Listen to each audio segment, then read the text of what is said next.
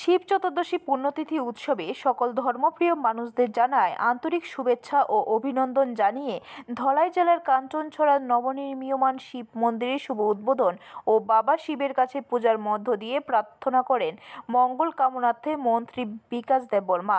এই দিনের এই মন্দির উদ্বোধনের পূর্বে মন্ত্রী বিকাশ দেববর্মা পায়রা উড়িয়ে দিয়ে শুভ সূচনা করেন। পরে ফলক উন্মোচনের মধ্য দিয়ে মন্দিরের উদ্বোধন করেন বিকাশ দেববর্মা। আগামী দিন মন্দিরের উন্নয়নের জন্য আর্থিকভাবে সাহায্য করবেন বলে তিনি জানান।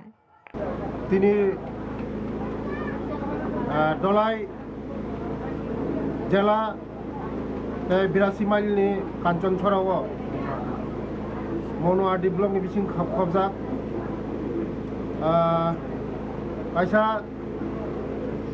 उजागा शिव मन्दिर उजागा कायसा कटाल दगा फुलगुरि जाखा যত পাবলিকনি কন্ট্রিবিউশন যত পাবলিক একসঙ্গে রাং পয়সা রেলাयै।